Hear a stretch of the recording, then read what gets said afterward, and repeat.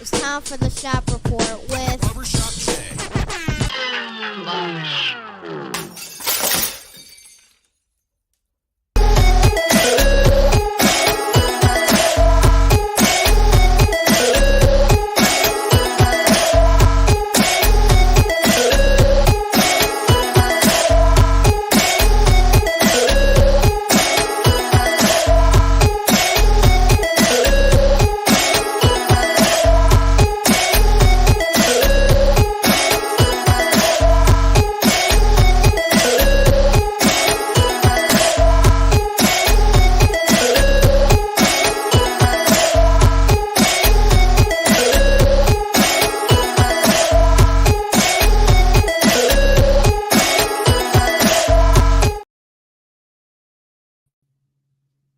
What up, sports fans? Welcome to the Shop Report, special presentation of the Turnbuckle. I, of course, am your host, none other than Double J, Creative Control J, and we are brought to you by Crack A. And, of course, if you have those stubborn eyesore driveway, sidewalk cracks, even your brick pavers in the back, believe me, people are looking. So grab one of those. Find it on Amazon, Prime Day deal tomorrow. Get yours and no longer be the eyesore of your neighborhood. Take some pride. Gosh, degenerates. All right.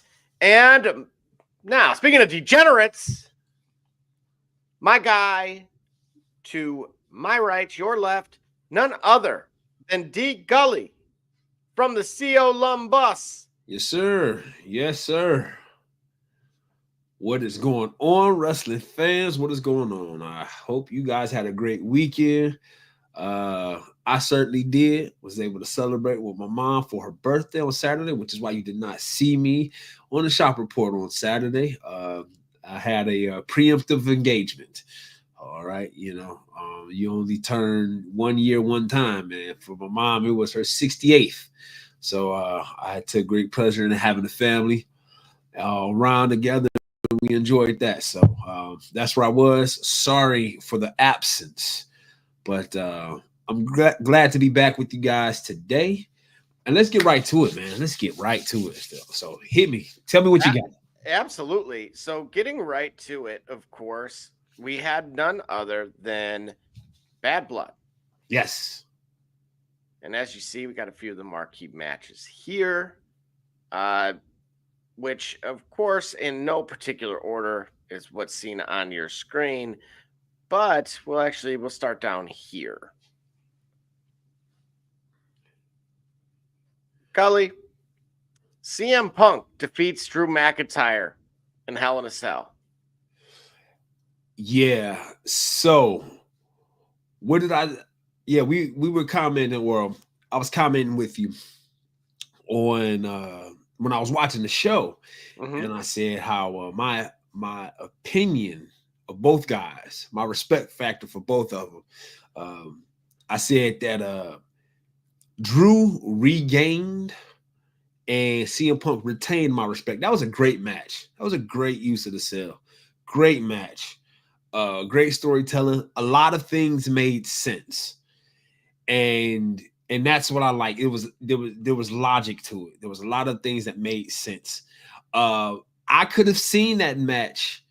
I could have seen that going, if we're shooting on it, I could have seen that match going Drew McIntyre's way.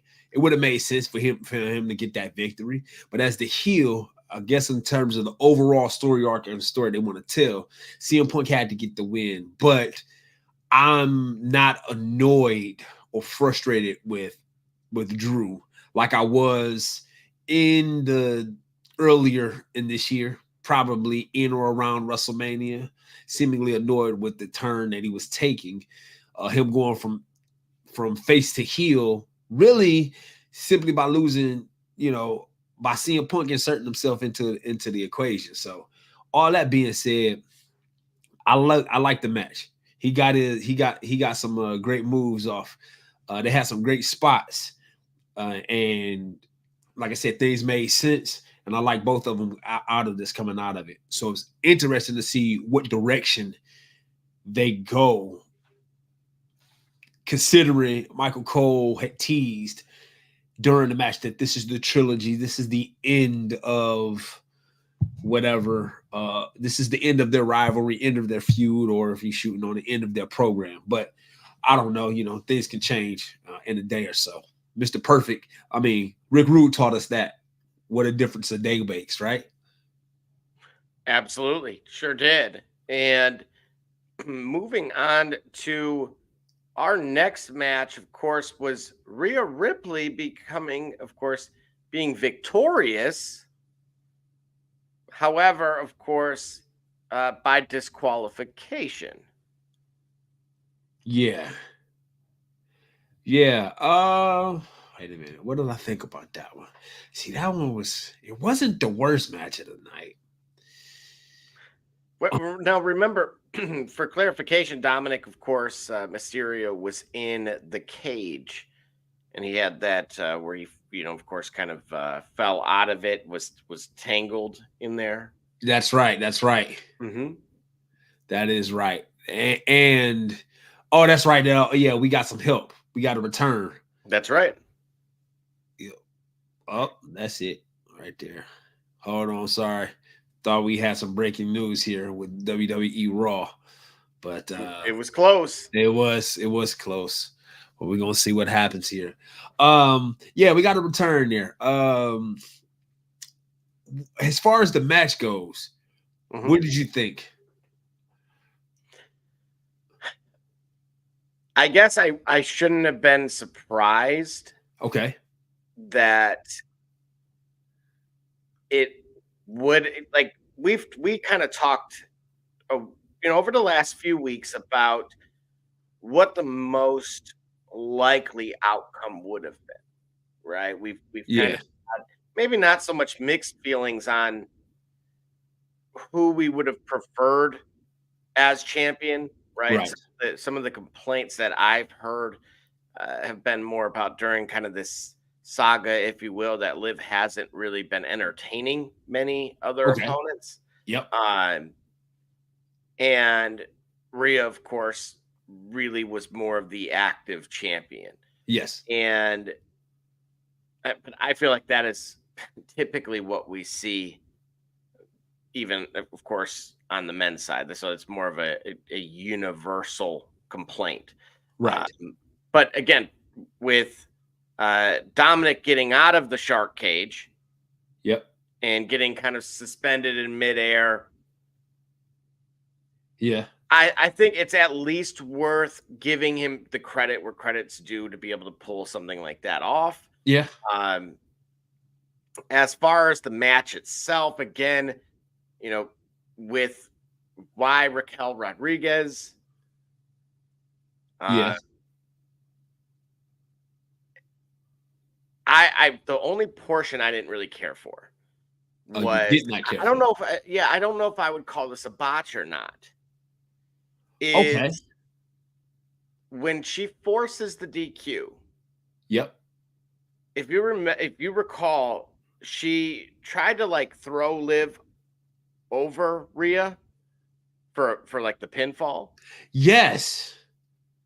Now, mind you, the match is already over. Right, the ref that had been that spot. That's the thing. That spot took a little too long. Something happened there. Ref wasn't ready with because it took a bit extra to get it there. Right, and then she tried to throw over, but it was like, oh, the match is over with. What are you doing? Right. Yeah. No moral victories, huh? Right. What are we doing? So again, in your Gully 5-point scale, right? For me, I'm going 3.8. I wanted to go 3.75. I'll go 3.8. I'll be on the generous side. You do them decimals if you want to, okay? Do you and that's John right. Dewey I am. I will continue to use so. You and John Dewey. Listen, I'll give you 3. I'll give you half, or I'll give you half or a whole or none at all. You understand me? Yeah, 3.8. All right, you want to give them pi equations 3.1415963. Go ahead, you do that. Well, I'm talking about this match in pi. No way. Never mind. Wait a minute. What? Cody Rhodes. Cody Rhodes. Where? Right next to Gunther. Oh, I left out. I left out too soon. Right. Hey, can we real quick before we get to the rest of the card? I do want to talk about that. No, we'll get there. Wait, I'll give you a chance. I'll give you a chance. We'll go through the card. All right, cool. Believe me, there's a tie-in. I already have it ready to roll. This match, this match here is a 2.5 out of 5. 2.5. It was that bad, huh? Living 2.5. Almost a 3. Where did we put the Usos Mania match? You know what? Don't get me the line. Let's review the tape. We'll have to go back to that. We got to go back to the archives and figure that out. And what we'll do, what we need to make sure to do, we'll define and release our scale. Okay. It may in fact be similar to others that everybody has out there, but at least for the shop report, at least for the turnbuckle, we'll have our official scale that we can start grading these matches. Okay. And with consistency. And then we can really compare, what it is we say. So that way we don't sound like we just, spew it out of the same area that we sit down on. You know what I'm saying? So, we want to do that. But I'll just say, we're talking about it now. This match here, I'm telling you, it's a 2.5. Fair enough. I'm not going to argue with you on it. I really, it was what it was, a 2.5. You know what? I feel like. Wait a minute. Hang on a second. Did you really just throw a decimal in there? No, I said halves, wholes, or none at all. You doing the 3.8s and 7s and 6s like it's a GM transmit or GM engine. You go ahead and do all them. All right, you go ahead and do them scales all you want to. Half, whole, or none at all. Fair enough. And so moving right along, again, thanks to everyone tuning in across the board. Of course, Raw has just concluded, and I know Monday Night Football was at halftime not that long ago also. So again, for the sake of that pickup, I really need Kansas City. I really need Kansas City to get their act together, or keep it having their act together rather. Because Shaheed people, I keep telling you, but I digress. I need him to have a big night, and he's I think he was last at 13. So we still got some work to do. All right. So moving right along, featured. Actually, I need to move this image up now. We will start with. No. We got to get to them all. There's a match you need to put up here because we need to talk. Well, no, that's not even that. No. This is not me. This was not me. Well, I do not have the credit. Now listen, but you know what? It is omitted, and I think appropriately so. Yeah, man. Oh, yeah. Where does that rank in all-time worst? We talked about the Usos a little earlier. And that was at that level. Oh, it was painful. That's got to be a 1. Oh, right off the post he missed. Yeah, that's got to be a 1.5. Is that the all-time lowest in your gully scale? I don't know. But I would tell you it is almost worthy of its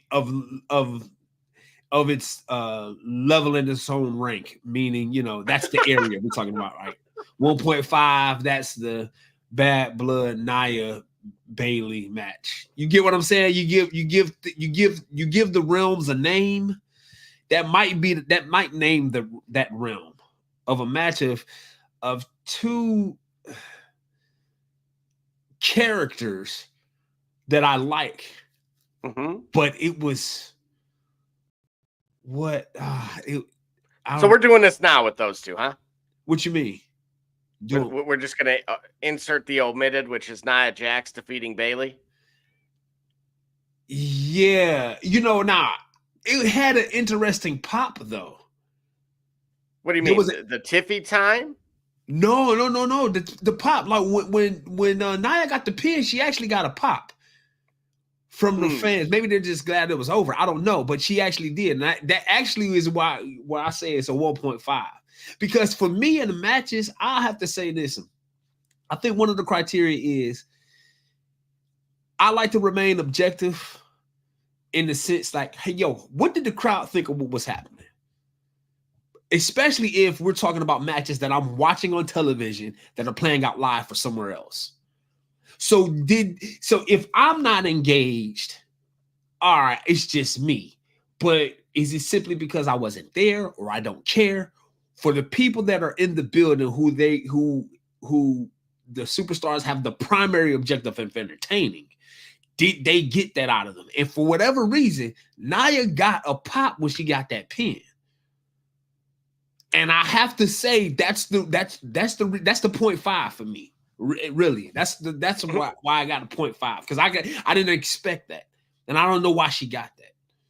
And I think it was, what I'm saying is, I think it was a genuine pop though. It wasn't like, oh, it wasn't sarcastic, like, oh God, thank God this is over. Like, it was like, oh yeah, she got it. Maybe they want Nia to continue. I think, in my opinion, I think Nia is like her. Wouldn't Roman Reigns be her cousin? Of course, dude. Yeah, so Roman, they want her to do well in spite of the fact that she's not. Whereas it's kind of like an inverse of what Roman had earlier, where the fans are like, we don't want Roman right now, but you keep shoving them down our faces. It's like they want Nia to do well, but it didn't flow that way. Dude, do I got to be the bad guy in this? Hey, matter of fact, I'm about to. I'm wondering. I'm gonna look at it. Gully. Go ahead. You've watched this for too long. Look, Okay. I give credit where credit is due, and I say if you're green, then you're green. Yep. And if you're yellow, then be yellow. And so my problem is this. It's not even really a problem. It's just an observation that the botches we've only seen, unfortunately, of late were from Jade. Then we had Jacob Fatu at one point, right? So there's been few and far between, but this was a disappointing because you're right. It was her time to potentially get over. Yes. And unfortunately for me, there's certain things I couldn't unsee. I'll tell you one thing I couldn't unsee. That the hurricane. Oh, that. There you go. No, not only that. I was trying to help It was actually the slam where she was throwing her to the apron, where she's supposed to throw her to the berm, but she ended up hitting the floor first. Like, Nia got to make sure she smacked the wall. Right. That one, that's the one. And then whatever that hurricane, you can tell Michael Cole, they tried to figure something out. Well, even like the pop-up Samoan drop, like, I mean, that's what I mean. Like, wait a minute. One thing, dude. You talking about? Wait a minute. The pop-up. You talking about Nia's or Bayley's? No, it was Nia's. Now, Bayley's Samoa drop, I think she had one. Well, right. She did one of her own, correct? Yeah. Yes. So that was good. So, I still give it a 1.5 because it's too hard to unsee those certain things. It's too hard. Do you remember there were certain guys in the past that could overcompensate? In what way? Like Jericho used to be able to do that. What do you mean overcompensate? Kind of help their greener counterparts through. Sure. Oh, yeah. Jericho is probably a master at it.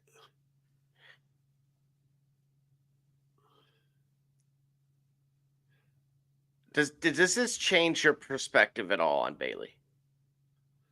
Nah, I don't think so, because hold on, like I just said seconds ago, Jericho was great at it. First of all. Mm-hmm. Secondly, we got to look at the physiological element of this here. Yep. Nia's a bigger woman. Bailey is smaller. Generally, while we're talking about professional wrestling, neither of these athletes, like Bailey is a smaller, she's fit, but she's not like Jade or Bianca, where there's a certain level of physicality that could help. Like she could have helped herself in the Hurricane Rana. You follow what I'm saying? If Bailey was as athletic as Jade or Bianca, they probably could have helped with that Hurricane Rana. Bailey can't. So Bailey's gonna stick within her limits. First of all. Secondly, again, Jericho is great at helping it, right? Because he's a ring general, he's a master psychologist. He knows, I think he has a mastery level of being able to understand the story that's being told in the ring, right? Like a Bret Hart or Kurt Hennig or somebody else like that. So they could have better helped. So I'm not going to fault Bailey in completely. It's just that, you know, this is what you get when you have when you have this type of match and you have these type of perhaps miscues. The physiological element will come in, and it shouldn't hinder Bailey at this point, at this time. Now, if Bailey had these type of matches, or if this type of match was against superstars of similar stature, then perhaps, yeah, you would hold it. Like, so if there was another, what's the bigger girl with, I think she's like from not England or Great Britain or Irish or whatnot. You know what I'm talking about? Oh yeah, Alba Fire. Alba. So if this is Alba Fire and Nia Jax, then they both in the same ballpark. Somebody got to be able to help each other. If this is Liv and Bailey, then yeah, physiologically you're equal. So you guys should be able to help each other when you're trying to get some of those. When you're trying to get to some of those spots. That's if we're shooting on it. As far as the working of it all, it was, like I said, it was okay. I kind of liked the little twist at the end, the Money in the Bank thing. I kind of liked that, but it's a 1.5. It's a 1.5. Yeah, even with my scale, I'm going to be fair, and I'm going to go 1.8. 1.8. Tell me, what 2 decimal points are they missing to give them not a 2? You see why I do? You see why my attention span is? You tell me. Articulate the 0.2 points. I told you why they got a half. Mm-hmm.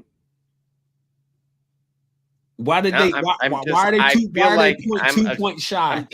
You ever get credit on something school related for signing your name? Essentially effort. Yes. Just showing work, even if the work was completely wrong. Yep. That's what I'm doing here. All right. So that is my justification, because these things, I don't want to condemn them because they were attempted. Yeah.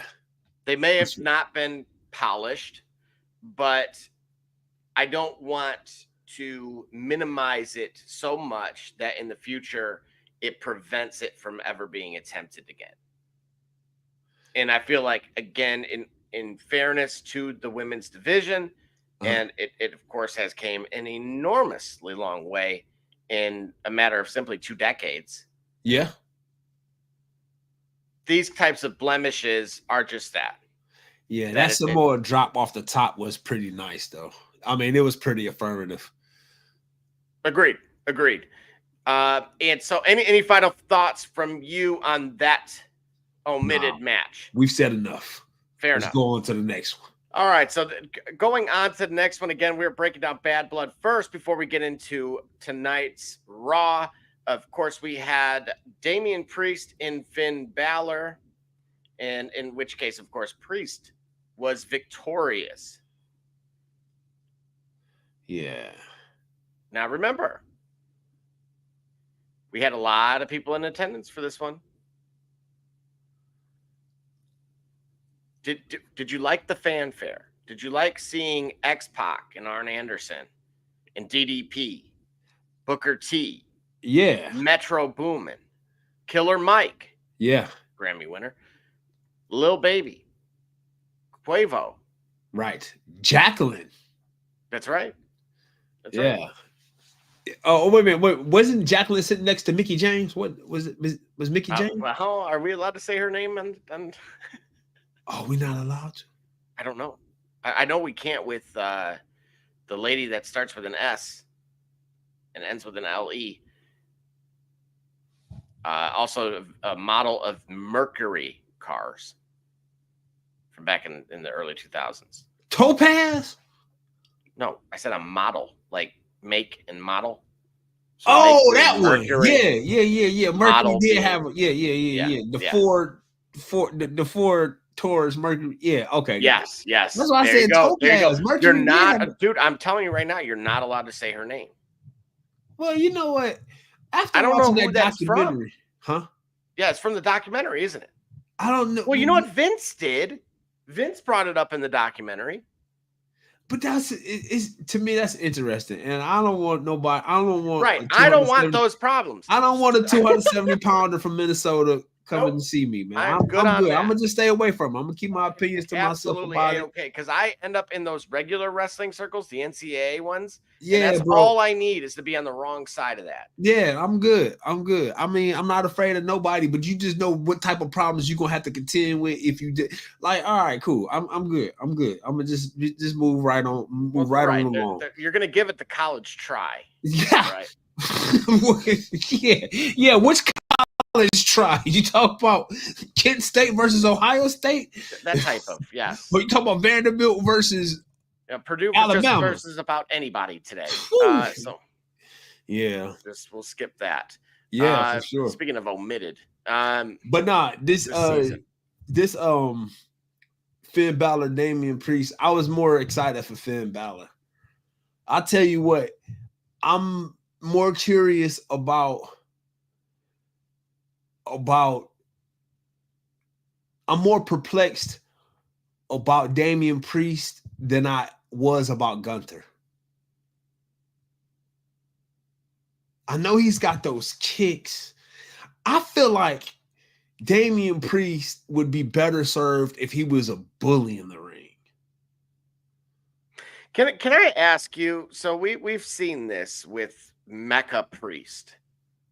Dare I say Pope Damien? Yeah. Okay. Cardinal, Bishop, maybe. Where I'm going with this, if you're following, is I talked about his ability or inability to sell last week. Yeah. But was that really a precursor for what we saw? Because think about what Finn did in that match. Not just Finn, but JD, Carlito, a pit of the food. And if you think about it, it kind of makes sense that they made Pope Priest larger than just Damian Priest. They made him Damian Pope. Pope Damien, rather. He don't move like it though. Well, no, he doesn't have to. No, but because he was eating shots, dude. He was eating shots. How many coup de grace? I mean, like, there were so many that if it were crepes, everyone would have been full. What I'm saying is, it looks to me like he's just moving on. Like, all right, when the Fiend no-sold, he stood up and was standing right in place. When the Undertaker no-sold, he shot up and he's still right in place. When Hogan no-sold, he shook his hands and told you not. When you no-sell, it shouldn't appear like you would just move it right on to the next spot if we're shooting on this. And that's what I get. That's why I say he need to move. Like, to me, I would feel like Raven was the master at that. Raven was fantastic. His matches were so freaking like he would do a move and then sit. Do another move and then sit. And just make you just like, I killed this guy and then sit and let it. That's how I feel like. I feel like Damian Priest is better served moving that way because he's a big guy, so he's not going to be as versatile. You know, he's not going to have as big a move set as maybe Finn Balor or so. So he still moves as if he would, but he don't have that there. And I'm like, all right, that's okay. But that's where I say I'm less sold on him than I was Gunther. You are less sold. Okay, so I didn't mistake. I didn't mishear you. Yeah. This is why, because I'm watching the match and it's like, all right, because I think overall he's a likable guy. He's a likable figure. He's a likable character, if you will. You know what I'm saying? And then as a human being, I mean, he living his dream and I'm working on mine. So who am I to say he ain't good at doing what he's done, you know, living his dream when I'm working on mine? So, you know, I want to put my critique in perspective here. It's a relation to what we see on the screen. So that's what I feel from him. Like, I feel like he would be better served to move back into that era if he got darker and he moved more like take notice from the Undertaker. The Undertaker was that way. He was menacing because he was slow, and if you hurt him and he stood up, even if he stood up slow, it was like I took what you had. I made you think it worked, and then I just kept right on moving. I think he would be better served if he did that. Because now he just like he moving too quick, and he's not really selling. He's like moving through the script. It's interesting you bring that up because, you know, the significance of the effective pause. Right. Okay, he had one the kick to the outside. Where there was where Finn was on the ropes and he moved out the way and then he got the kick. Yep. Right. I thought about it more and more, and again, because I was a little critical on a week ago, and seeing how many shots he had eaten. Yes. Versus like he hit one south of heaven for the win. Yes. Yeah. One. Versus like a plethora. Do you remember who else kind of was like that? And coincidentally, they were in attendance. You may not, but if you don't, I just gave you a hint there, and we'll actually revisit that individual. So I'll just let you chew on that. Any final thoughts here from that particular match? Overall, the match is a 2.5. Yeah, again, speaking of my decimals, yeah, I'm gonna go 2.7 here. 2.7. Yeah, Finn Balor was in fantastic shape. He is fitness goals. Finn Balor was in fantastic shape for that match, and he wrestled with what was them high top Air Forces. You know, if they weren't, I mean, again, the only person I've seen do anything athletic in high top Air Forces was Rasheed Wallace. So credit is given to where credit is due. If that is really true. And by the way, take off that hat. What? Take off that hat. I have tickets. We're beefing right now. Like, don't mistake our camaraderie for the fact. I have tickets. Don't tickets for sale, mind you. So DM either Mrs. A or myself, and we can get those to you. Game 3 and Game 4. Thank you for that this evening or afternoon. Yeah. Yeah. Don't mistake our camaraderie for the fact that what the heck, man. Listen, I'm telling you like this: if you don't play the lottery, play 222. 2 strikes. Yeah, 2 balls. Oh, here we go. 2 strikes, 2 outs, 2 runners on base, and he hits that home run. He's new here. He's new here. Watch. Nah, man. I just oh my gosh. Then we got to go to Detroit for 2. But you know what? Here's what I said. I said that the Tigers, I felt like did the Guardians a favor. Because I'll be honest with you. I really believe, and now the Tigers that made it a series now, I believe that the Astros was the Guardians' biggest problem at getting to a World Series, if not winning one. I'm not afraid of the Yankees. I'm not afraid of the Yankees, especially if we get 7 games with them. See, when the Yankees have been our kryptonite, is because we've been in the divisional series. We've been in 5. You best of 5, so you could go up 2-0, and then all you got to do is win 3, and that's it. We got home field advantage versus the Tigers. Hopefully, we won't need it, and we can take care of business in Game 3. But going into a 7-game series, I felt like the Astros in this playoffs. I know what the NL looks like. I felt like the Astros was the team that has the Guardians number. And absent the Astros, I feel like the Guardians are poised to make the unlikely miracle run. The Guardians are poised to be the 2003 Florida Marlins, the 2019 Washington Nationals. Now, Detroit then made it interesting because, like I say, it's a best of 5. You only need. Do you like this format though? I can't stand it. I hate it. 3. All right, so you go 3 games for the wild card, 5 games. None of which are at home for the other team. What do you mean none of which are at home for the So this is something I brought up briefly on the show because we talk baseball for about not even a cup of tea, maybe a sip. And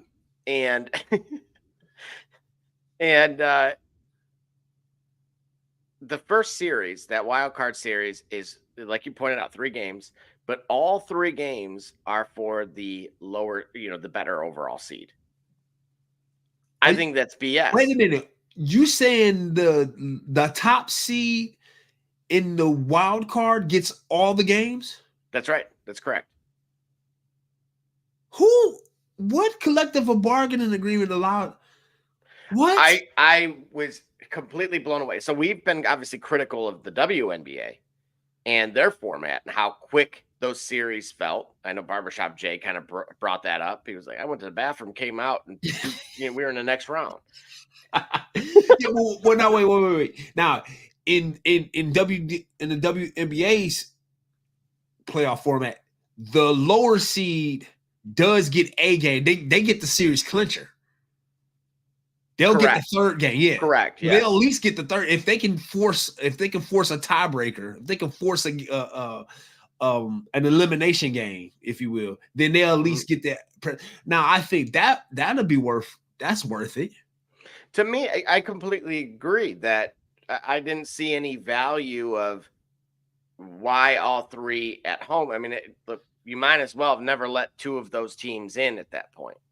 Yeah. Now, it just happened to work out that the Mets 1 and 3 and that the Tigers 1 and 2 in that case, that they were both the road teams.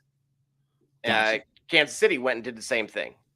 Yep. And so, again, just interestingly enough, it did work out for those groups. But now that, to your point with this 5-game series, I still felt like, okay, this should have been 7. Why is 7 only applicable to the championship series and the World Series? Because they play 162 games. Okay, so what's the point? Then I would say shorten the baseball season. Shorten the season. You've already done the pitch clock thing. No, I would say shorten the season to 150, and then the playoff games are 5. There's too much money attached. Well, then there you go. There you go. At some point, the series got to be over. Like you got to understand, there's more money in the World Series and the AL and the League Championship Series than the wild card and the divisional. So yeah, you hurry up, you move it along, so that way you can get to the ALCS and the NLCS in the World Series, because that's where the money is made. I don't like that's where you're going to put your emphasis. The emphasis. Well, I just told you. That's where it's like speeding up the NCAA tournament past the first 2 rounds when that's where the chaos occurs. But not at some point. Listen, even as a fan, I don't want this to go on forever. First of all, I'm still trying to understand how I'm conditioning Bro, if you myself. guys get eliminated in 2 games, right? You don't even go back to Cleveland. It's over by Thursday night. It happened already. It's happened. No, I understand, but aren't you going to feel like kind of shortchanged? Like, this shouldn't be done. They should be going back to Cleveland on Friday or Saturday night, and this thing would have totally flipped on its head.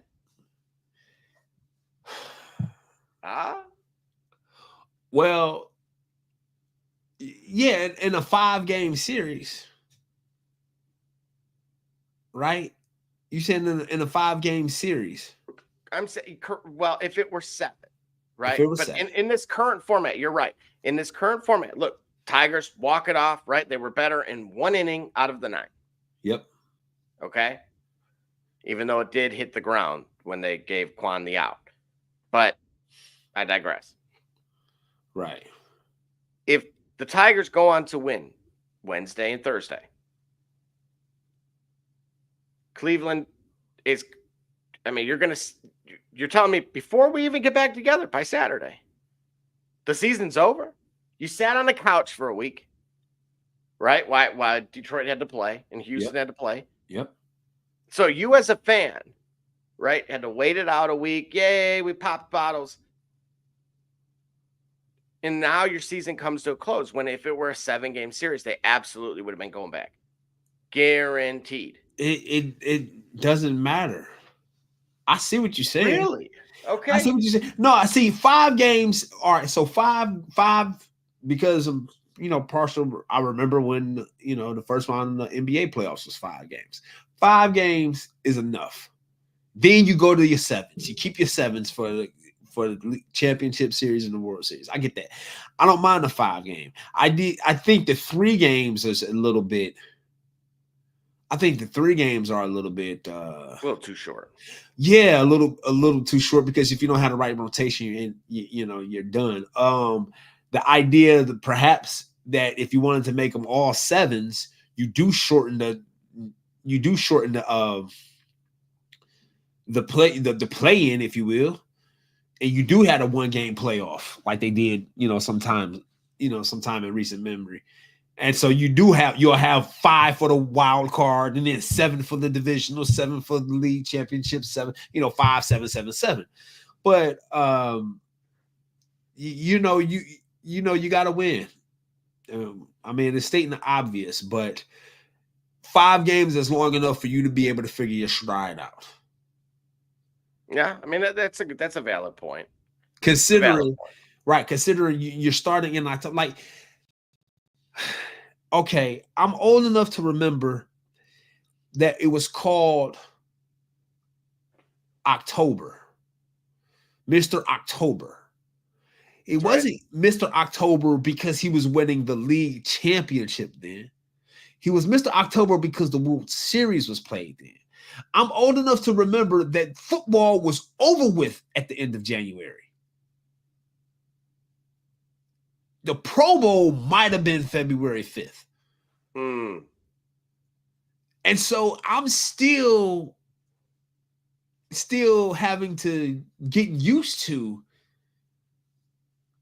the Super Bowl being in darn near mid-February. That seems strange to me. But we digress. Indeed, we do. And speaking of, our main event, if you will, was Cody Rhodes and Roman Reigns. We didn't miss one, right? We didn't miss another one, did we? Did we? No, we didn't miss one. We didn't miss one. We did? No, we didn't. Oh, okay. All right. I was like, I don't think if we did, then dude, I didn't see a dark match. But we had Cody Rhodes, of course, who was. Now, how did you feel about the fanfare, the theatrics of his and Roman's entrance? Did you like? Of course, Cody had the what was it, Arc Pine Bluff band? Yeah. No, I think that was pretty cool. I thought that was pretty cool for this event. I felt like it's also something that could be done on a Big 4 pay-per-view. Survivor Series, Royal Rumble, right? But no, I was actually pretty okay with it. Of course, those two ultimately defeated the Bloodline. Yes. Yeah, it was cool to see Roman back in action. I like the discussion back and forth to start the match on who would start. Can I point something out though? Yeah, go ahead. It contrast between brands. Okay. Because did you catch any AEW at all? I didn't. Okay, so the reason why I was pointing out the bands in particular too is that, of course, Roman had one also, which was kind of an orchestra, if you will. Yes. But in AEW, their main event stable was inspired by the movie Romper Stomper. Okay, that is, of course, the for those that are unaware, it is about a skinhead. Okay, so it kind of, again, a little Where bit of the something. heck you going with this, bro? Hold on. Well, no, it's just clearly very contrasting styles in who they're trying to, what demographics they're trying to tap into. Yeah, that was all. That was all. I'll leave the rest to you guys. I just thought that was. I'm like, wow, I couldn't see. I'm talking about polar opposites. Right. We get the an HBCU band, and then we get something based off of a skinhead movie. Yeah. Right. I mean, come on. Those are the opposite ends of the spectrum there, folks. I am merely reporting the news. Okay. Right. Fictional character. Right. Fictional character. Jacob Fatu, I thought, delivered. Yes. Yeah. He is still not been. Has he been pinned? I don't think so. Because obviously, I know he was done by way of he got put through the table, but he still hasn't been pinned, to my knowledge. No. Right. Yeah. No, I don't know either. Did you like? Wait a minute. Wait a freaking second. Are you going to give some credit here? Two. Oh my! Should we take a break? Yeah, because I need some water. Oh, you're going to need more than that. You're going to need more than that. I'm going to give him the full TO. We'll give him the. We're going to give him the full timeout. All right. To think about what he's done. Oh, okay. I'm Jordan Gudeman, and I'm the founder and CEO of Eddie G's Cookies. I was first diagnosed with a nut allergy when I was young. At the time, there weren't a lot of labeled items that said if there may contain nuts or there are nuts in the food, so my brother and sister and I baked a lot at home, and we enjoyed treats from mixes and things like that, but I noticed that it was not the same as what my friends were enjoying, and I started making my own recipes. When it was time to pick a career, I decided to start a bakery so I could share my treats with everybody else. When I started creating my recipe, I was taking in all the things that I thought I was missing out on. A soft, chewy center, a crisp outside crust, and a taste that is just like it came out of the oven at a bakery. When I put all those things together, I had come up with a recipe for a dream cookie. Eddie G's Cookies only uses the finest ingredients. We have all natural flavorings, no preservatives, and every cookie is made in a nut-free environment. The best part about Eddie G's Cookies is that they can be delivered right to your door. You can share them or not. We won't tell.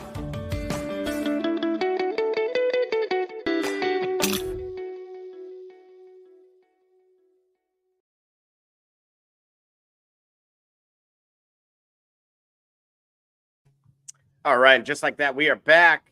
Gully, there was a return that occurred. There was a return that occurred. That happened to be predicted by someone on this program. Yeah, Booker T returned to WWE television. How about that?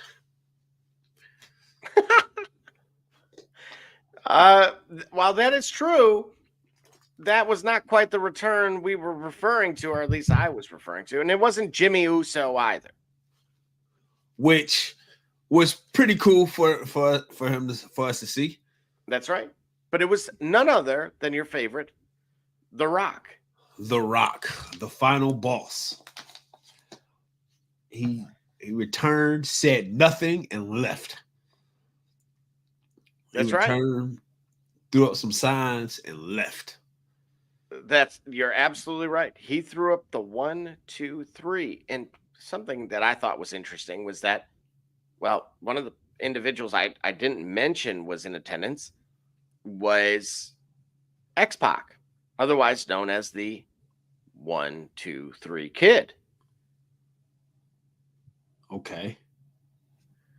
I think is there more to that? No. We may not know. However,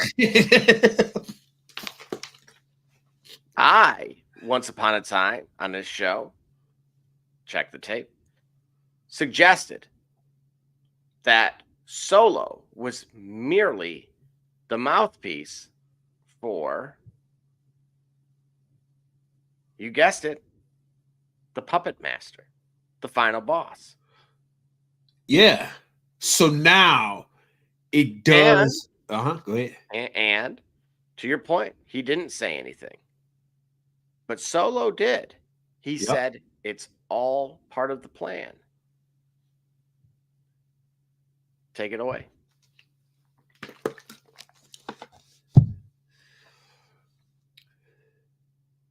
You have the bloodline civil war that culminates in a genuinely desirable Rock versus Roman Royal Rumble or WrestleMania match. The match that they wanted to have this year, but because of the storytelling and the purpose that was served, that had been served for us, it couldn't have happened this year. But if you have Roman and the bloodline, which includes Jey Uso, Paul Heyman, perhaps Jimmy, versus the final boss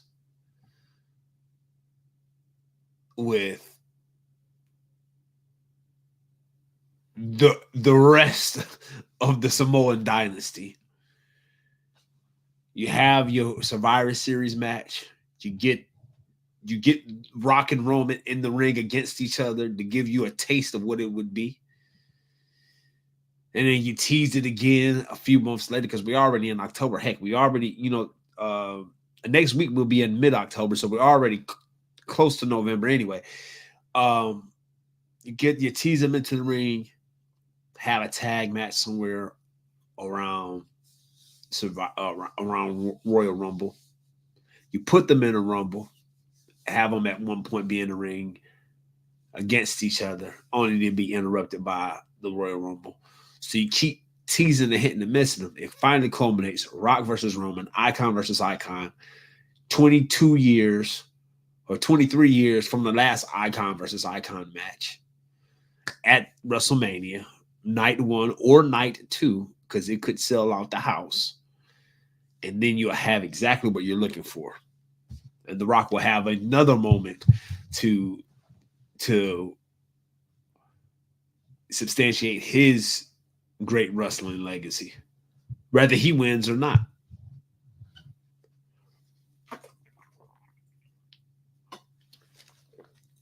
Sorry, I had to take that giant gulp of water. No, well, sometimes that's a bitter pill to swallow when Double J, Creative Control J, is in the bullseye.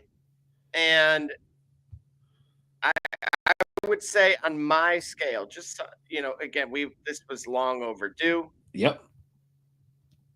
I thought the match was clean. This was a solid 4.3 for me. 4.3. Mhm. Cody, Roman, Solo. 4-3. I'm gonna give it a 3-5. Wow. Okay. We're I'm we're we're gonna give it a 3-5. explain the contrast. It's a good match. I don't like to see champions wrestle and not defend their title on pay-per-views. I feel like as a champion, and as a champion, as a major champion, to continue and substantiate your legacy as champion, you got to have something worth. It's got to be something worth up for grabs. If Cody, if this would have been a squash match, Cody loses nothing, right? So by that same token, Cody gains nothing by winning this tag match because he's simply there, just the guy to, which is what he ended up being. He was a sideshow to the idea of this is a Samoan Dynasty main event.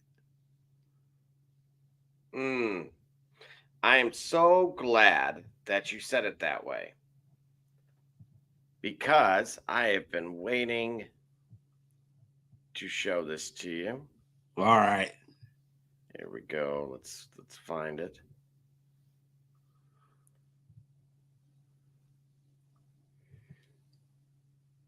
The image you see here is undoctored. Yep. It was not shared by WWE. Right. Ni hao, Jinping. Ni hao. And for me, I thought they did a fantastic job of allowing the fans. Remember, we talked about the era of the extra wall, which is now looking more like just kind of we're doing our best mime. That it's an invisible wall, but more almost see-through at this point. Right. This was the best way of utilizing that. The way that it gave me vibes, I talk about the TKO influence of when Conor McGregor threw that chair into that bus. Yeah. It wasn't wasn't a carbon copy naturally. Okay. But I thought they did a fantastic job of saying, you know what? Let's see what the power of the social channels and platforms can be. We're not going to say a word. Yeah, let's let it play out. Any thoughts from you? Because again, it wasn't talked about, wasn't discussed at all. No, and that was intentional, right? That was what was in that envelope that Hunter gave to Cody and told Metro to go stake out, right? Right. Yep. Yeah. This is masterfully done. But it's been done before. Oh, right? Do tell. This is the outsiders. Hey, is this really happening, or were you put up to this? Is this really happening, or you put up to this? No, it's really happening. We ain't got nothing to do with those guys up north. And here it is. Here, that's valid. That's valid. So what we have here is something similar, something to help blur the lines of those who seen the image or those who were present when the image would have been taken. To have them to have us see this, and then for them to say it's not what you think it is. I can dig it. Indeed. I agree. I was here for it. But Are you here for this, Gully? Okay. I've been waiting for this one as well. This was not in the Discord, withheld intentionally. It's Bill Goldberg. Bill Goldberg Bill Goldberg? with Hunter himself. Yeah. What say you to this image here?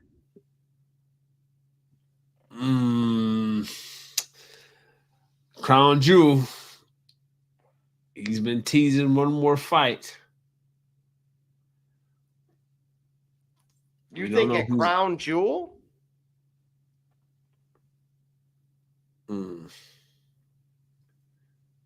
Yeah, he teasing it. What's the angle there? You gotta walk me through. Like, what? Remember how I've been pretty like I've talked about all these milestones, right? I may have ruined it for everybody, but Cody with the IC, or not with the IC title, with the US title. Cena with the IC title. Like, there's all these crowning achievements to it's not just being really a metaphorical notch in a belt, but instead kind of completes their stories. Okay. But Bill Goldberg, what does it do for him? What does it do for him? Keeps him busy. Gives him another check. Dude, remember the last time we saw him?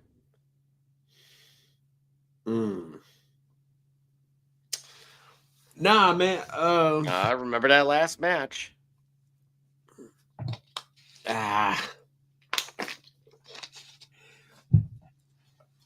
Fair enough. Maybe he just toying with the idea. So that's why this image is out here, to get people up and running, get them occupied, get them busy. So that way they're not looking at what's really going on. But this is a heck of a diversion or a distraction to see Bill Goldberg. Bill Goldberg? I gotta do it every single time now. Bill Goldberg. So, yes, Triple H did speak on both of those situations. He did say that he was going to have more high-level discussions with. Yeah. You want to see if he's physically able to still do it and still be meaningful. But his last match was against Bray Wyatt, right? Right.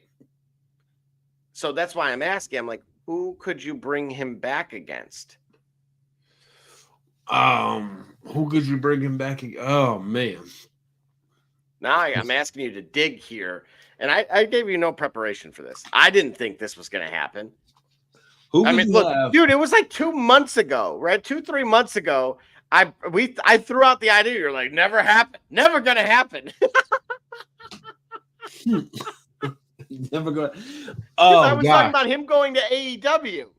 And then they were like, no, it's not a good idea. I'm like, well, could he come back to WWE? You're like, never going to happen. No way. Right. And here I am. Right. Look at this image, looking right in the face. Me looking like Triple H, having to explain myself. We'll see what had happened. Fantastic. This is fantastic for me. Power manifestation, folks. Right. Yeah. I don't even know what to say on this one. I don't even know what to say. That's okay. Now, instead, we're gonna move on. I'll give you a break here on that. This is not a beat up session, I swear. This is news coming that was reported by the Backstage Brawl, but of course that was from Fightful's Sean Ross Sapp. WWE is reportedly now aware of the lack of representation as it pertains to the pay-per-views. So again, I'm going to read this direct quote here. WWE has been made aware of it. It's a thing that I don't think that came to mind necessarily. I've never heard anyone say, yes, this was intentional or anything like that. I did hear people saying, well, that's obviously something that will be addressed now, but we'll see how it's addressed. It's more about black male single talent getting featured. What say you? Because we, of course, shed some light on this topic. And within a few short days, we get this in response. Right. Power of the turnbuckle. Hey, listen, that's what the whole point is. Not for us and our own self-grandizement, if you will, but it's about getting stuff out there to see that it resonates with more than just you. You know, see that it resonates with people. Bring out a quote. Lack of representation. There you go. Yep.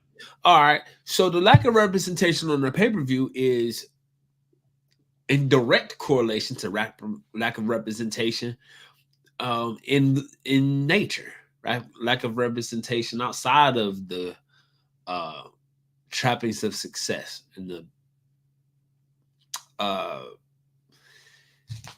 you don't have black talent in key angles. So why would you see them on the pay-per-view? Got to address that though. The idea of it is, what importance do they have week to week that we would want to see them on the pay-per-view?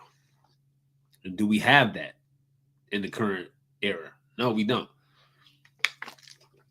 NXT does, but WWE does not. No, that's a great point. It's a fantastic point. Then we're going to move on here to this image here, which is, of course, Drew McIntyre addressing the photo of him and CM Punk beside one another ringside. So yet this is Scully, of course, now the second time, and it feels like a matter of weeks, that an image of this sort has been leaked. What do you make of this one? All right. If I had to say we're going to talk on this or we're going to shoot on this, I'm effectively doing the same thing in this picture, right? I'm understanding that I'm talking about an industry and I'm talking about characters played by real people and these characters perform in tandem with one another, right? That's all I'm saying. All right, when I see this image here, at first I'm like, man, this is nonsense, breaking the fourth wall. We understand that wrestling is we understand wrestling suspension of disbelief, but this here is just foul. It's just somebody trying to get out here and get a story first, and so on and so forth. That's how I was feeling until I realized, all right, if I shoot on a segment, I'm essentially breaking the fourth wall myself. So at first my reaction was like irrationally intense, because we talk about professional wrestling. Like, what does that do for your everyday life? You know what I mean? So at first I was like upset, but then I'm like, well, hey, I know that Chris Evans really didn't punch Robert Downey Jr. So, and I know that Josh Brolin isn't really 7 feet in purple. Like, all right. But do you think that there's a culture issue behind the scenes though? Like, because I'm looking at, coincidentally, right, the analyst of myself, able to pay attention to detail, and I look at this and I say, you know what, that looks strangely eerily reminiscent of the original picture that was taken a few weeks ago. Like, same placement. So I may end up getting somebody fired, but that's their fault. And so I'm looking at this and I'm saying, same place, obviously different time. But if I were to like zoom out basically all the black screen around us and filled the image with the original one that took place a few weeks ago, okay, it would look almost identical. So again, good old JR, Jim Ross, had was again completely beside himself when he saw this, something like this. So we know how he feels. Yep. This wouldn't change anything. The fact that it's happened again, and it had nothing to do with who was there. It was just what this image kind of indicates. Right. So, but why is it happening? And why is it becoming so common now? Like, to me, there's always like, this is not, especially when it's somewhat anonymous in a sense. Like, this is Yeah. not posted to my my personal Facebook or something, or Right. my Instagram. Like, look at me, I'm cool. I'm behind the scenes of this program. This is like, here, world, like it came in a frozen envelope. Yeah. Yeah. It's as much as we talk about it, you know, like I said, I just goes back to me thinking like, okay, professional wrestling is an experience of sports entertainment all its own. So how upset can we be at watching the performers get themselves ready for that? I mean, the WWE could spin this as well to say, hey, you know, me and him had a pact or we weren't supposed to touch each other and so on and so forth, whatever. You can spin it or however you polish it, whatever else.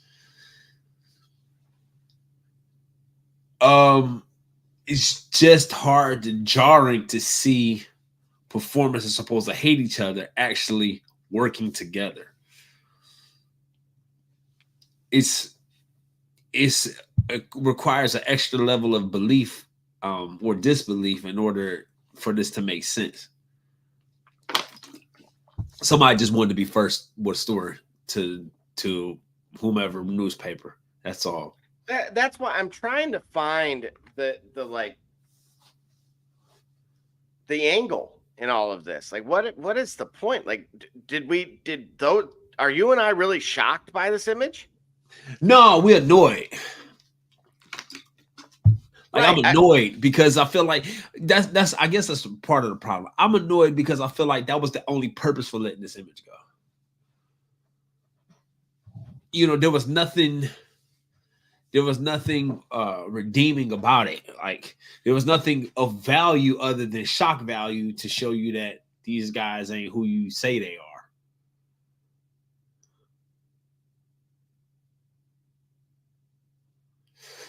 So I'm going to read this from Drew McIntyre.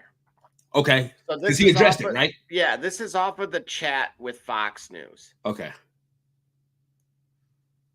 And again, this is in the comments, which read that him and Punk do not truly dislike one another, which is all right. So here we go. But you can feel the tension when we're around. And I remember there was some picture that came out online recently. Of course, that's what we're looking. There was a big talk of the internet because CM Punk and I were close to each other during the day. And it was, oh my God, they really don't dislike each other. I was like, yeah, you freaking idiots. You don't go to your office job and have to stand beside the guy you don't like in your office occasionally just because someone snapped a picture of that moment, because we're dealing with a situation you have to deal with in your profession, even if you can't stand the P and then it ends in a K. I'll just say there's an R and an I and a C. You can descramble it. And don't really. Anyway, Shop Report After Dark. And so does that help at all? Or does that make just kind of like make this even worse? Yeah, his attempts to address it, I get it. You gotta say something. Can't let this here, which is jarring to the wrestling universe or the WWE universe. You can't let this just sit on its own. It's got to be addressed. He's making an attempt at it. I'll be surprised if CM Punk hasn't already, or if he won't in the very near future. But something like this, you do have to address. You do have to acknowledge it, embrace it, maybe make it part of the story that you guys are telling with one another. Maybe make it you certainly got to give both wrestlers some type of purpose now.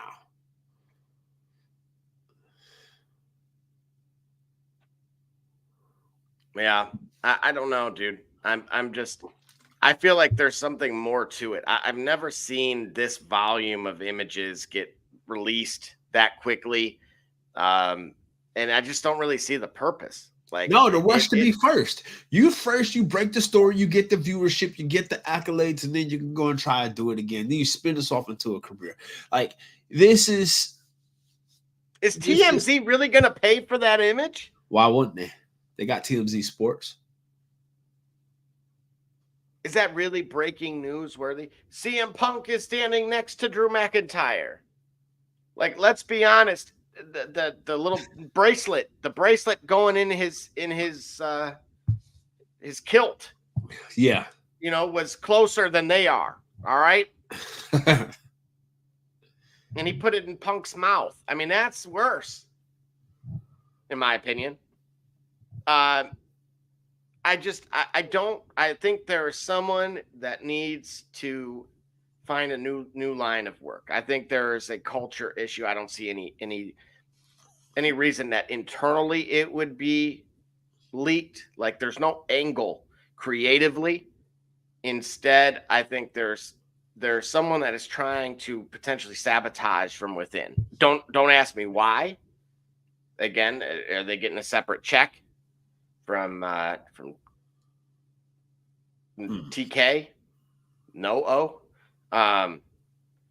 Who knows? Maybe there's really, war games going on. That's just the conspirator. Ooh, fall brawl. There you go. So I'll make it a little spicier. And so, any final thoughts on any of those topics?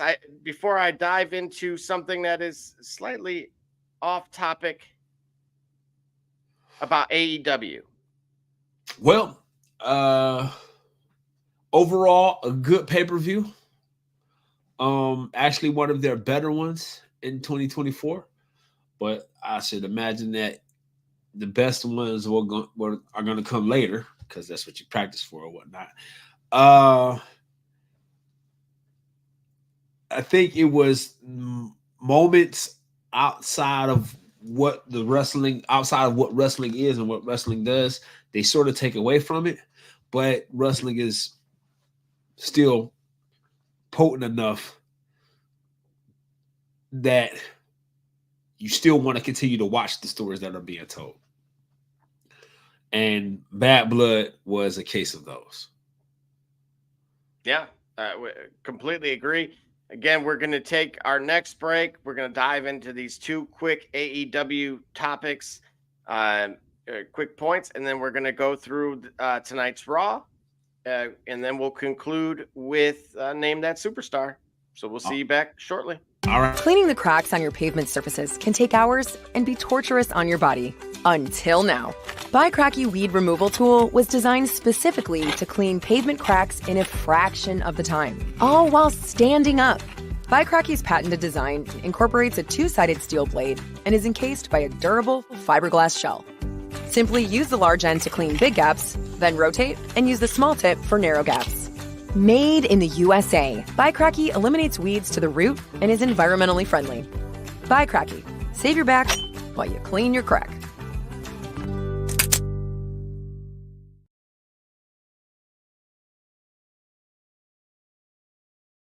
What it do, sports fans? It's your man BSJ from the Shop Report. And guess what? The shop is now open for business, baby. If you're on Facebook, go to our fan page, The Shop Report.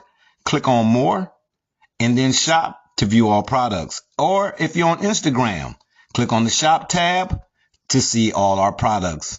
I mean, what you want me to do? I'm selling merch here.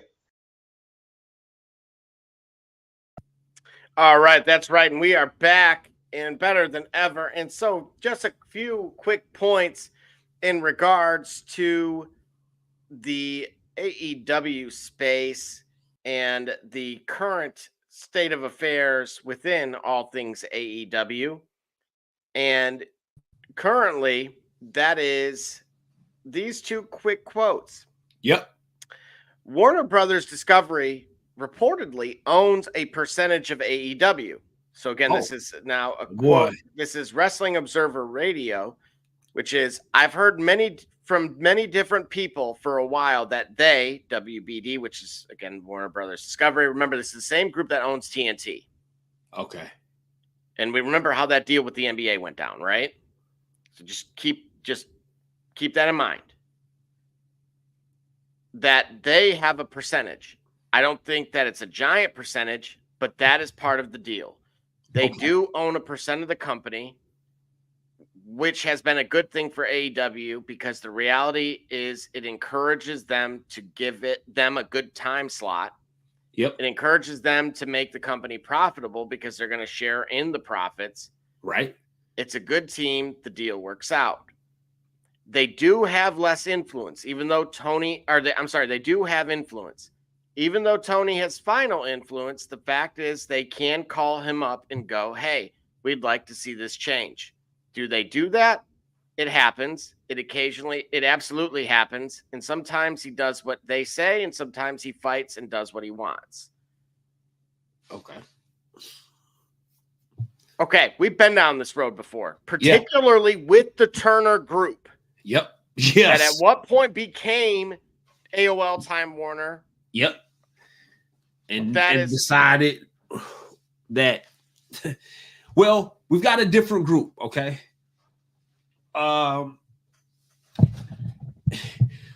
Wrestling is something that has proven that it can be profitable and it can add to a bottom line.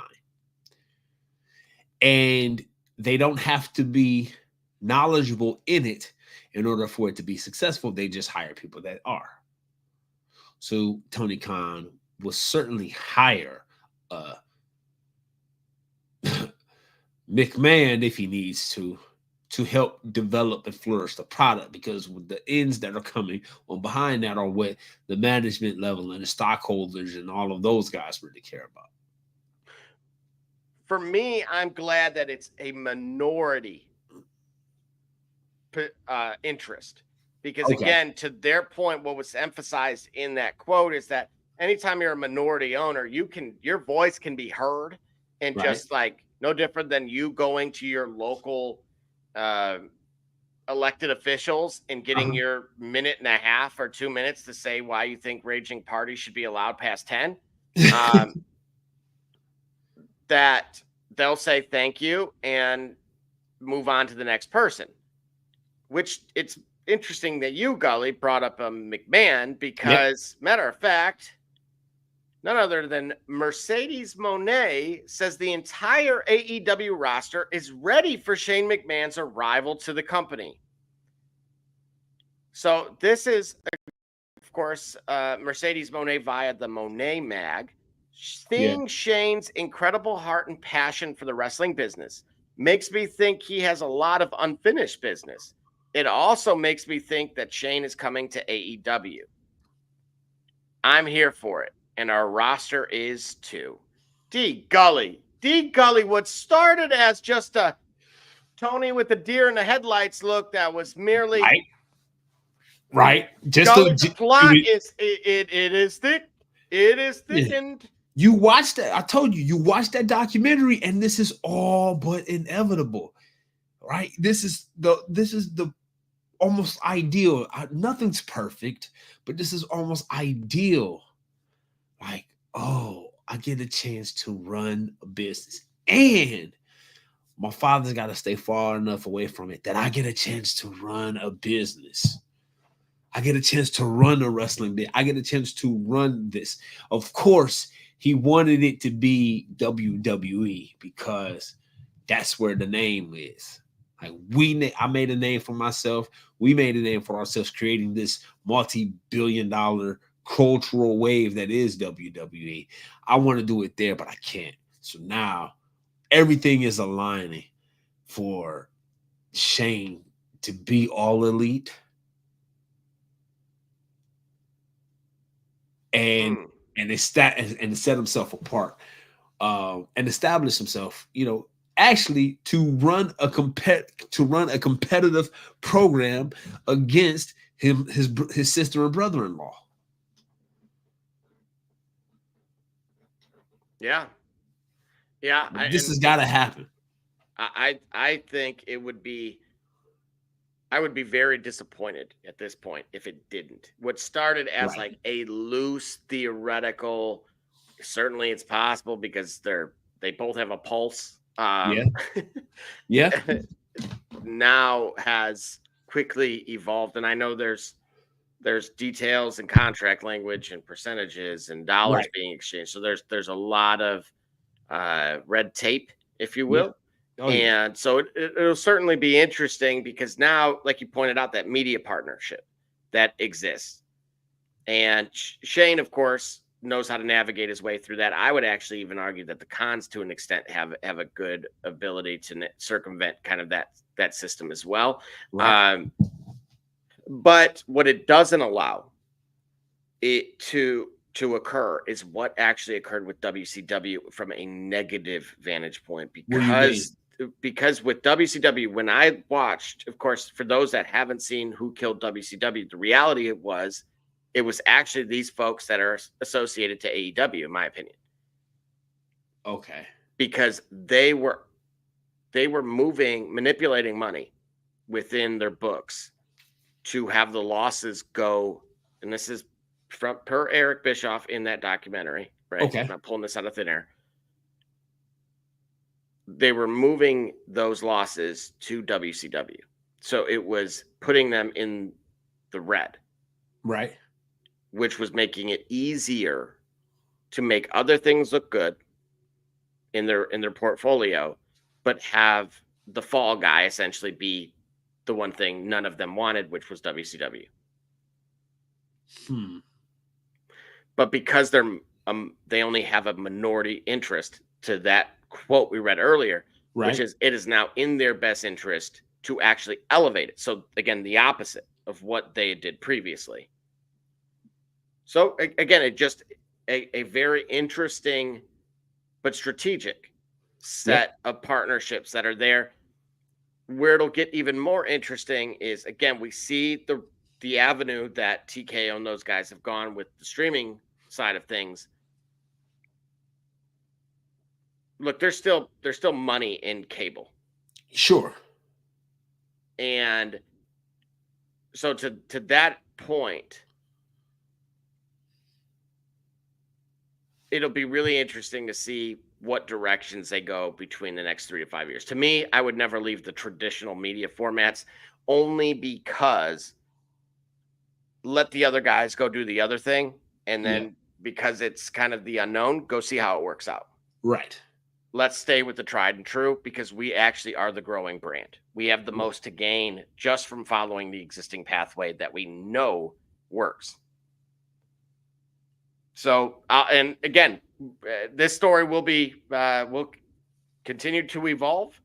It will, because next week there'll be another selfie, and then there'll be another selfie, and then there'll be Shane in some type of in a Bryan Danielson t-shirt for whatever reason. I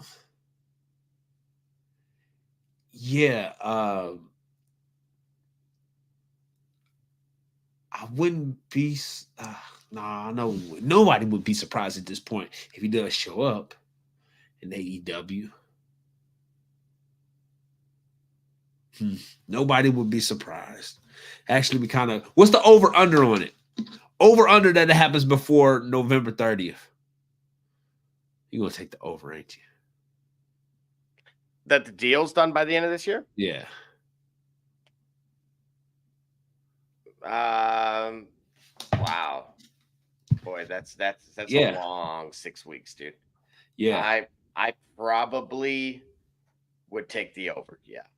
You would take the over. Yeah, I would take the over. I think it's gaining momentum, but I haven't seen the two together yet.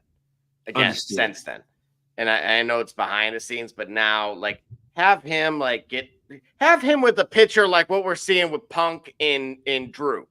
Yeah. You know, get one of those leaked. Then you'll get me to change my tune. Yeah. Yeah. So we'll go with that. Now we'll dive into this evening's Raw. And, of course, it was kicked off by none other than Sexy Red. Gully, you've brought up a lot of hip-hop on the show. Are you a fan of Sexy Red? What else happened on Raw? But they actually cut her mic off at one point. All right, what else happened on Raw? All right.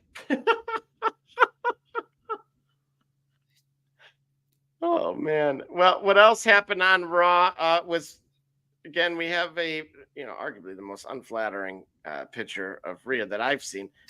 You ain't lying, man. Rhea clearly distraught. She's been through it. Says Liv Morgan adding Raquel Rodriguez to her side has only guaranteed another beating coming her way and delayed the inevitable of her winning back the title.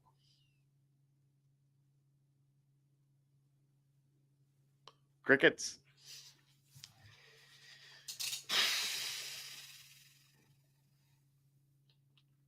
Anything?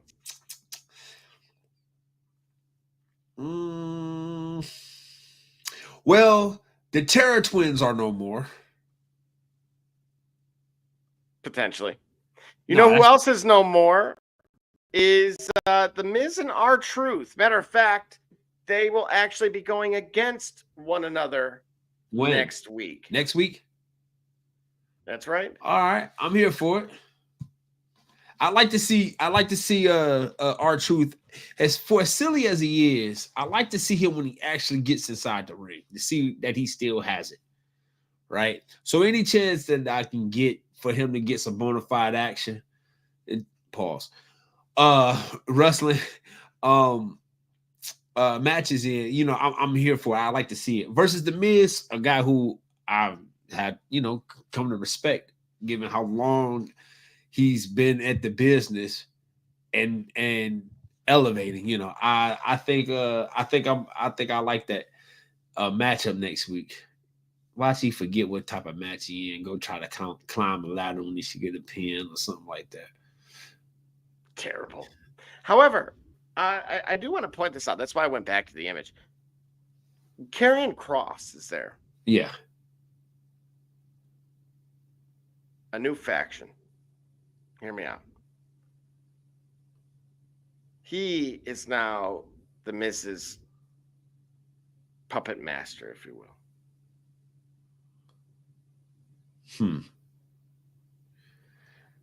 Not only is he his.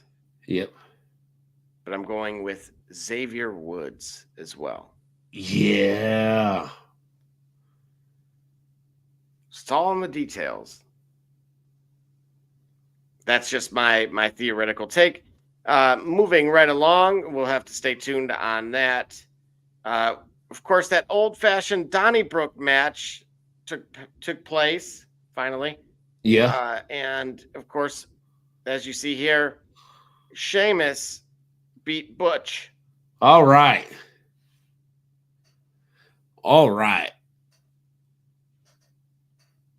So he actually, again, it was, he did beat him with his hands tied behind his back, as you see here. Yeah.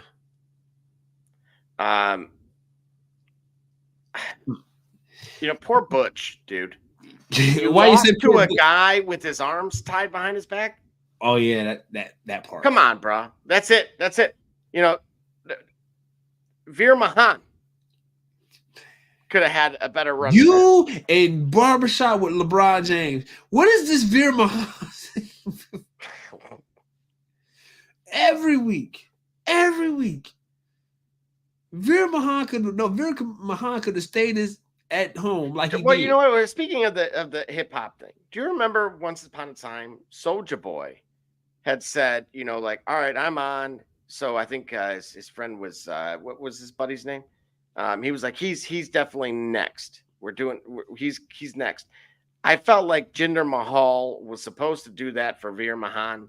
Yeah. And the ball was dropped. Like it just never happened. That's what it does for me. Yeah. So I think, unfortunately for Butch, it may be back to NXT. Anything from you before we go to the next? And probably to get Sheamus a win, to get him back in the win column, get people back liking him before he moves on to the next thing. He looks gassed. He looks winded. But I mean, it is a match. It's probably near the end. But dude, he just wrestled with his arms behind his back.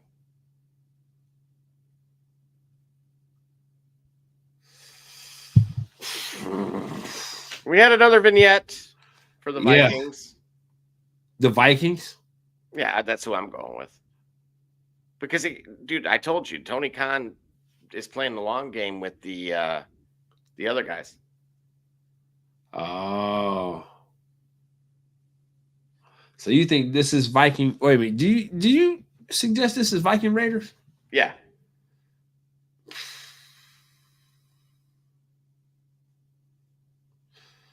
That's all I got. I mean, if I'm wrong, then I'm completely wrong. I thought it was either them.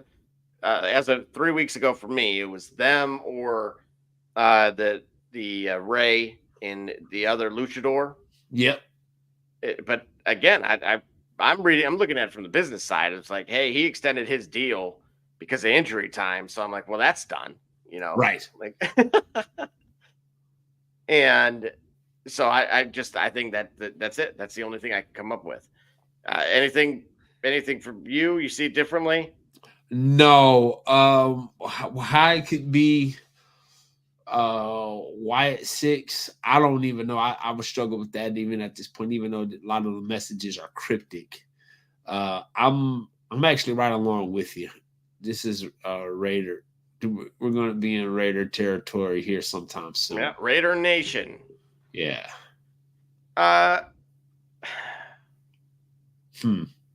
Yeah. Natty, not light. Right. Lyra, Zelina, Katana, Caden beat the passion fruit juice.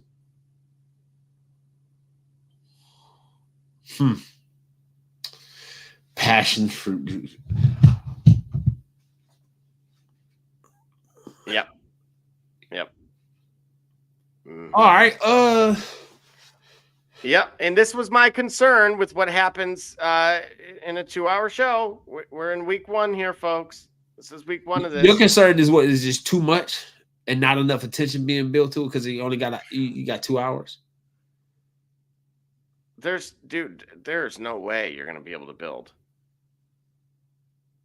I mean, look at how many people are in this ring right now. Like Bret Hart is just merely out of the picture. Yeah, what am I going out? He was not pictured. It would say asterisk Bret Hart. What am I doing here? what am I going out there for? Oh, yeah, that's a lot going on here. 2-hour show. I mean, it is like we're contractually obligated to be on X amount of programs, and they just know, like, oh man, we just cut the Christmas show. We just cut X amount of house shows that we can't even like play on the big screen on the jumbotron while like everybody's getting ready here. We're in. This is the danger zone, and this is one day. Here's the next prophecy. One day you will look back on this roster, and say, I remember when the rosters were this big, in the way that we did with WCW, NWO Revenge, and World Tour. Yeah. And that is so scary to me because they couldn't be further apart. Right. But that is I am now convinced after a 1-week trial that is what we're gonna get. But what else did we get? What else did we get? Yeah. Oh, imagine that. Yes. This here, boom. I like it. I like it. I like it a whole lot. The idea that they keep their Clash of the Champions, right? Is this Night of Champions? No, it's Crown Jewel. It's Crown Jewel, yeah. So a first ever World Heavyweight title and Universal Champion? No Universal Championship, but the idea of, hey, which belt is the best? Which title hold? Who's the real champ? If you've got a belt representing each brand, who's the real champ? Right? May not be able to unify. I'm stronger than that at 11:30. may not. Okay, so you might not unify it, and I'm not interested in unifying it because I don't want to have one guy chasing everywhere. That's fine, but it's just like, yo, who's really who? And they get a special prop. You know, they get a unique. They get that belt, I believe, the one that was presented at Bad Blood. I believe that belt is actually on the line. Mm-hmm. And you get subject to win it every single year. That's cool. I like this idea, champion versus champ, just to see what it's about.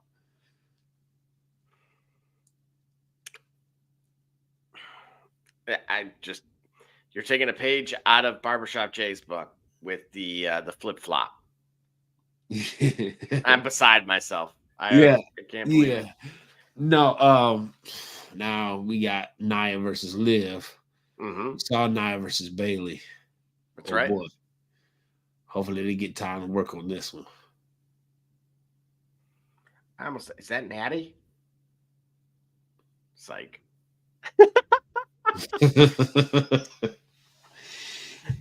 no, I think Tiffy Time will intervene somewhere in between. If not on that evening.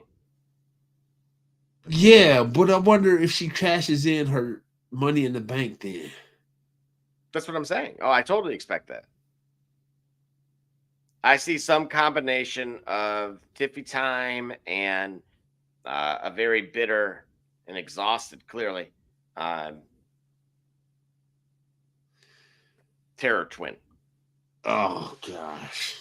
They could not get rid of that soon enough. No, they cannot. Any final thoughts from you before we do this? I do this quick rapid fire, and then following our last break, and then of course we have our Name That Superstar. Anything there? Now again, what Crown Jewel? I'm looking forward to Crown Jewel. I'm looking forward to the champion versus champion match. We've been in recent weeks. Cody's has actually had the narrative has kind of turned around, and the story of his title reign is actually starting to make some more sense, right? You're getting better challengers for him.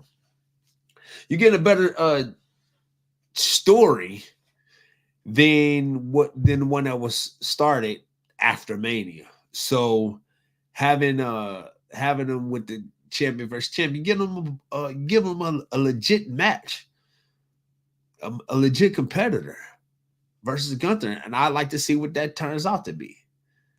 Oh, I thought you were saying Gunther was getting a legit competitor. Well, in either case, that is the case. Actually, it is. I don't know how I indirectly walked into that. Yeah, it's late. It's late. How did I see the sliding door and still walked into it? With that being said, we will take our final break of the evening. We will dive into this quick rapid fire for next week's Raw. And then, of course, we will conclude with Name That Superstar. Yep. Or Stars with an S. And this time, Gully's not picking. It's Kate Cunningham, and you watching the Shop Report. I'm Homie Diallo, and you watching the Shop Report. It's Chris Murray, and you're watching the Shop Report. Oh, you're Jay Knight, you're watching the Shop Report. Max McKee, you're dropping in on the Shop Report. Barbershop Jay, Quentin Hines, Super Bowl champion. I'm ready. Let's do it. I'm on. Hi, I'm Mars Edwards from Mercury Stadium, and you're watching the Shock Report. Hey, I'm Billy Butler, and thank you for watching the Shock Report. Hey guys, I'm Les Norman, former Kansas City Royal, and you're watching the Shop Report. Commander Brown, Detroit Rivers Mountain Training, and I'm watching the Shop Report. Hey, this is Doug Flynn of the New York Mets. Well, a few other teams, of course, too. And you're watching the Shop Report. I'm Matt Ramos, and you're watching the Shop Report. How you doing? I'm Rajay Davis, and you're watching the Shop Report. How you doing? This is Nelson Figueroa, former Major League pitcher with a lot of teams. You're about to listen to the Shop Report. Hey, this is Howard Johnson. You're watching the Shop Report.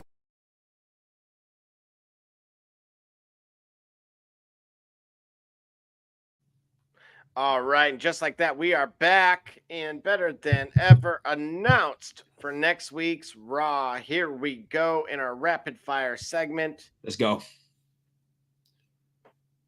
The first of which announced for next week is Kofi Kingston versus Braun Breaker. Who you got and why? Braun Breaker because he's still PO'd. All right. And then also announced for next week is, of course, R-Truth versus The Miz. Who you got and why? I got The Miz winning in controversial fashion. I got R-Truth showing up, showing people that he still has it. But what he has, I'm not sure how much he has it for. What I mean by that is I don't know how long he could I don't know how long he could last versus Miz. I think Miz gets the win. I don't know if it's gonna be clean though. Yeah, right. Especially with that nugget of information I provided a moment ago, potentially. Then we have Bianca Belair and Jade, of course. Yeah, they're winning. Versus Io Sky. Does it matter for the women's tag team titles? Yeah, Bianca and Jay versus who? Versus Damage Control. They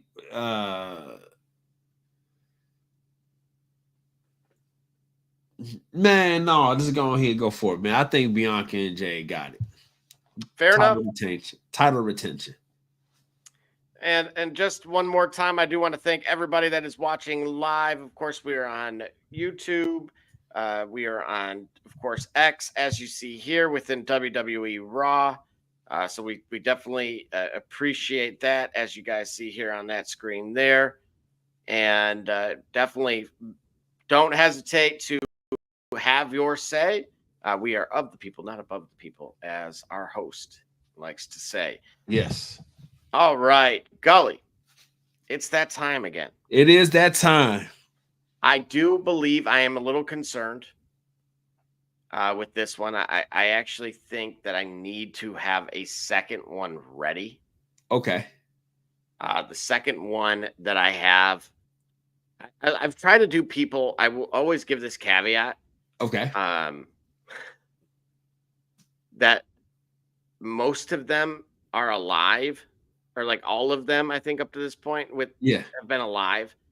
So I'm the second one, if necessary, I will preface is not.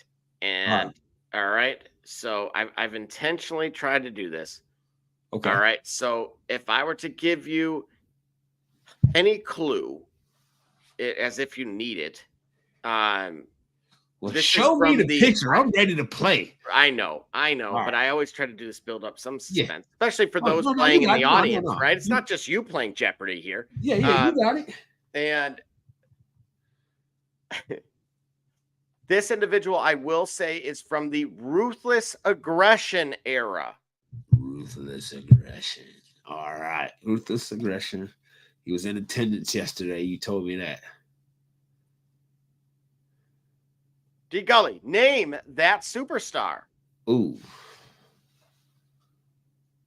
Ruthless Aggression era. Blue Meanie. Gosh darn it. Yo. That took Blue 10 seconds. Blue Meanie. Ready your next one. Yeah, so why? Actually, you know what? Hold on. Yourself, why the Blue Meanie? Hang on, there's more to this. There's more. Yeah. No, because I want to get into that. He said something that he said. I think it was a couple of quotes from him in recent days that I found. I think I agreed with. They were pretty compelling. Whatever he mentioned. You got those handy? Well, so what I did have first was NWA owner and president William Patrick Corgan opens NWA 76 to address the future of the National Wrestling Alliance. He said, "I'm proud that 7 years ago I took a leap and bought the NWA.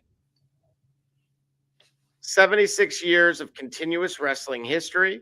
Literally 30 years ago today, a man threw the championship away in this very spot in the 2300 arena. and a new era was born. I bought the NWA, and we're going to take it to the top. As long as I own the NWA, we aren't going anywhere, and we are wrestling history. And of course, ECW legend, the Blue Meanie, interrupts and says, I come here to say thank you. Yeah. So as promised, we are, if you have a promotion, it is not limited to WWE and AEW on this program. So I did want to at least make mention of that. And of course, the Blue Meanie was it happened to be a part of that. Right. He did. And to his credit, Billy Corgan is continuing. It's not a novelty to him. He has a passion for wrestling. This statement helps to explain that, but his ownership through 7 years and his work to improve and make it a worthwhile product and its niche within the space of professional wrestling, it's commendable, because anybody could turn that, they could spin it off, they could use their celebrity and just ride the wave of their celebrity to try to make it more of a promo for Billy Corgan, but he's not doing that. He wants to make it an actual, though he is Billy Corgan, he wants to continue to restore the prestige behind what it means to be NWA, which is really cool, which is really commendable. I like it. Absolutely. And also, as promised with other promotions, just 3 days ago, we had at the TSW promotion wrestling that was presenting the Monster Bash that took place October 5th at Restoration Ministries of Southeast Kentucky. Again, that $10 gets you in the doors there.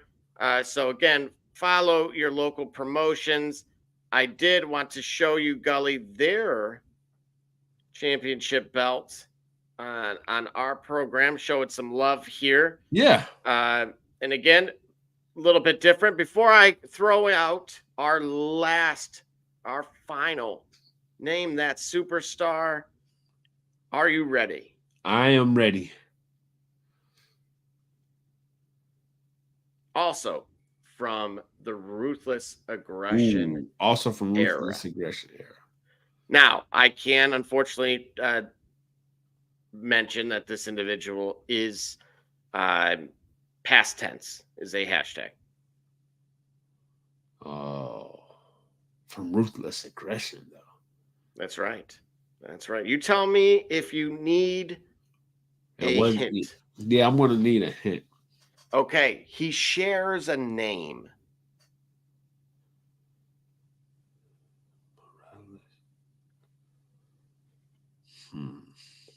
Not a lot of guys. I mean, we're not talking like, John and John here, like Little John and Big John.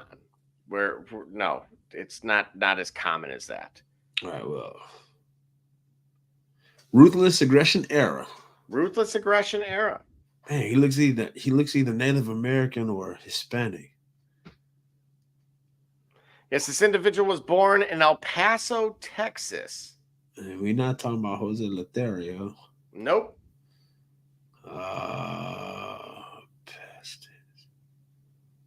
Hold on.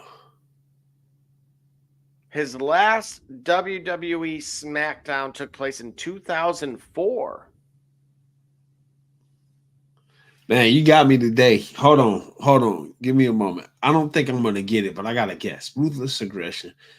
At one point, he had, oh man, never mind. Sombrero. And this would have been in the 80s. So very like Shang. No. Who was that in Mortal Kombat? They had one of those. Raiden.